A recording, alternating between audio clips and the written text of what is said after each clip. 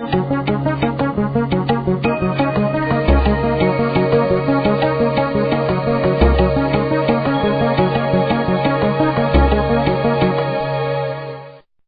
you ever encountered someone who is a know-it-all? Recently I was talking with an individual and they were saying, well, by personality I'm kind of a know-it-all. And it was obvious on many things that we were discussing that they were a know-it-all and they knew it. And while on the one hand you think, well, know-it-all, how is it possible to know it all? Because there is so much to know, but there is an attitude about knowing it all.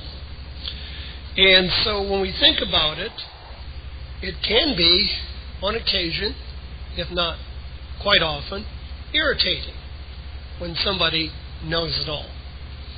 As opposed to an individual who knows a great deal, knows a lot of different subjects, and subjects matter, and is able to share it in such a way that you do not feel like you are belittled or humiliated by what they know. So, know-it-alls tend to have all the answers to everything, and they also have better stories than you have or I have. And you and I can be left feeling dumb. And they appear to be better than us. And so that gives you a feeling of inferiority. Interesting enough, you think, well, what does this have to do with our Christianity? What does this have to do with our way of life? How does that impact mine?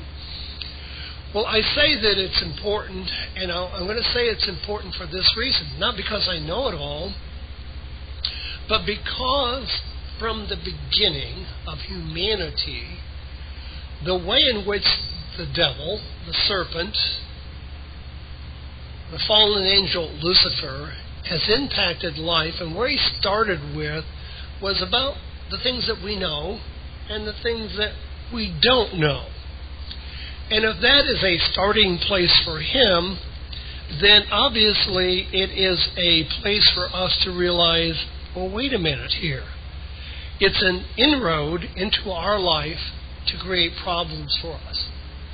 So interestingly enough, one of the things that Jesus had to say about the devil is that he is a murderer and a liar, and he was that from the beginning. And so when we think about lies and how lies impact our life, we want to look at one of the first lies that Satan told. And it is about knowledge, and it's about knowing. This is in Genesis, and this is going to be the heart of what we're looking at today in terms of the sermon, in Genesis 3 and verse 5. And here's what the serpent said to the woman. For God knows that when you eat of it, your eyes will be opened, and you will be like God, knowing good and evil. So what he is saying to Adam and Eve is that God knows something that you don't know. That was way back there in the garden. And Satan is presenting this as a problem that God should know something and not share all the things that he knows. So let's us ask ourselves the question today, are there things today that God knows that you do not know, and do you have a problem with it? Are there things that he knows that you don't know, and is it problematic to you? So when we think about that, I think the answer for all of us is yes. We have difficulty. We have difficulty in this regard in not knowing. We tend to lose faith. We tend to stop trusting God. We tend to question God. And we want answers to our questions, and generally speaking, we want them as soon as possible. And when we look at what Satan is saying here, it's, better here in terms of better than God while not denying God. That's what he's saying. That, well, you'll be better than God, but we won't deny God. God knows, and Adam and Eve, you also need to know. So knowing has a feeling for all of us of empowerment. It has a way of reducing the difficulties that we have. Now, when we think about empowerment, one of the things that we all want in our life is a sense of control, because we know. So from a man's perspective, and the one that men generically and tend to get a lot of flack on, which is generally true as well, is men hate to be lost. So we want to know exactly where we are, and we don't want anybody to think that we're lost and we don't know where we're going. And yet, as we look at life, there are so many things that we don't know where we're going. And oftentimes we don't even know or remember where we have been. But it does give you a sense of empowerment, and so this is the way the serpent put this to Adam and Eve. You shall be as gods. By knowing this, you're going to be like God, and you are going to know both good and evil. So let's think about that one for a while, because a know-it-all generally knows both good and evil. They're up to speed, so to speak, on all the things that are going on, both good and bad. But in our world in which we live, if you know only good, you are considered to be naive. If you see God as only good, you tend to have, people want to say, well, you've got a Pollyanna approach to life. You need to get real and the like. So we want to ask ourselves, how has the knowing of good impacted our lives? Because I believe that knowing good does impact our lives in a positive way. At the same time, and I think it gives us more credence then as well, I should rephrase that, because it sounds like knowing evil gives us more credence. How has knowing evil impacted our lives?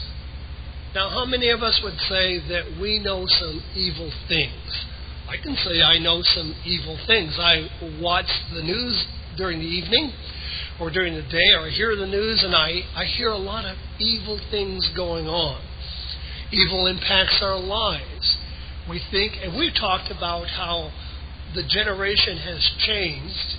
And when we're keeping our grandchildren this past week, my wife and I were talking about how it was different in our day, in the sense that we lived within community. We felt safe within community. One of the things that we did as kids is our parents would say, get out of the house and get out of my hair. And so it was like when we got up, we didn't come back till the sun went down, or we got our chores done, and then we were busy doing things. I mean, riding bicycles, exploring, through the woods, through the cornfields, just we're out and gone. Nowadays, parents are afraid to let their kids play in the front yard.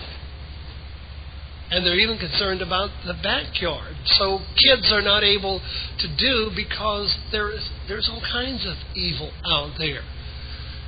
There's all kinds of situations that are scary. So how would we handle knowing everything? How good would you and I be at knowing everything? Well, the first thing that comes to my mind is that I'd be a smart aleck if I knew everything. I feel like I would probably be putting people down if I knew everything. I would, again, make people feel dumb if I knew everything. But on the other hand, what I have experienced, that the more news I get and the more everything that I understand, the more negative that my life can become. So, for example, I've taken off from time to time, go on a short vacation, no radio, no nothing, no news, and it's like, wow, this is nice. Feeling the blues today, or tired of life already? Do you have questions about life, or need spiritual advice? The Worldwide Church of God is located in Fairfield, Santa Rosa, and Modesto, California. We welcome everyone to attend our worship services with us every week at the times listed on your screen.